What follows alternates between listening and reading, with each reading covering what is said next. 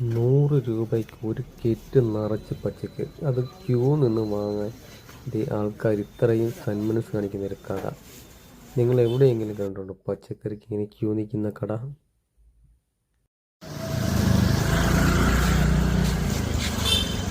ചേട്ടാ, നിങ്ങളൊക്കെ ഇത്ര ക്ഷമയോടെ ഇവിടെ ഈ ക്യൂ നിന്ന് പച്ചക്കറി മേടിക്കാനുള്ള കാരണം എന്താ?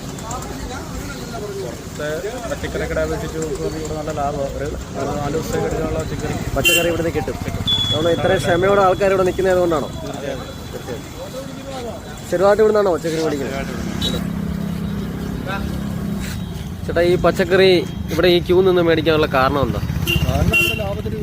ലാഭത്തിനുണ്ട്. ഈ ഒരു കിറ്റ് പച്ചക്കറി എത്ര രൂപ? കൂടുതൽ ലാഭം നോക്കാതെ അദ്ദേഹത്തിന് കിട്ടുന്ന വീട്ട് ജനങ്ങൾക്ക് കൊടുക്കുന്നുണ്ട്. എത്ര രൂപ ഈ ഒരു കിറ്റ് പച്ചക്കറി? 100 രൂപ ഉള്ളു അല്ലേ? സ്ഥിരമായിട്ട് ഇവിടെ തന്നെയാണോ വാങ്ങിക്കുന്നത് ചേട്ടൻ? എല്ലാവരും ആദ്യമായിട്ട് വരുവാണോ? അല്ല അല്ല അല്ല ഇടയ്ക്കിടയ്ക്ക് വരുന്നുണ്ട്. ലാഭം ഇല്ലെങ്കിൽ എടുത്തില്ലല്ലോ. എവിടുന്നാ വരുന്നത്? കരുനാപ്പള്ളി.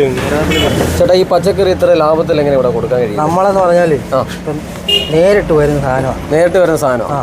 അതുകൊണ്ട് നമ്മള് ഒരു വലിയ കിറ്റ് നിറച്ച് 100 രൂപയ്ക്ക് കൊടുക്കും. നമുക്ക് വലിയ ലാഭം വേണ്ട, കൂടുതൽ കച്ചവടം. കുറച്ച് ആൾക്കാർക്ക് നമ്മൾ കൊടുക്കും, അത്രേ ഉള്ളൂ. നല്ല സാധനം കൊടുക്കും. നല്ല സാധനം ഇവിടെ കൊടുക്കും. നമുക്കിപ്പോൾ വലിയ കല്യാണ പാർട്ടികൾക്കൊക്കെ ആണെങ്കിൽ ഇതുപോലെ ലാഭത്തിൽ കൊടുക്കാൻ പറ്റുമോ? കല്യാണ പാർട്ടിക്ക് കൊടുക്കുന്നുണ്ടല്ലോ. കൊടുക്കുന്നുണ്ട്. വലിയ ലാഭത്തിൽ തന്നെ പച്ചക്കറി കൊടുക്കുന്നുണ്ട്. എല്ലാ കല്യാണക്കാരും വരുന്നുണ്ട്. അമ്പലക്കാർക്ക് എല്ലാ ദിവസവും ഇതേപോലെ ഈ കട തിരക്കാം അല്ലേ? എത്ര മണി പോലെ കട തുറക്കുന്നത്? രാവിലെ 7:30 തുറക്കും. 7:30 തുറക്കും. രാത്രി അടയ്ക്കുന്നോ? 10:30 ആവും. രാത്രി 10:30 മേടിക്കുന്നത് ലാഭമാണ്. ഇവിടെ അടുത്താണ് വീട്.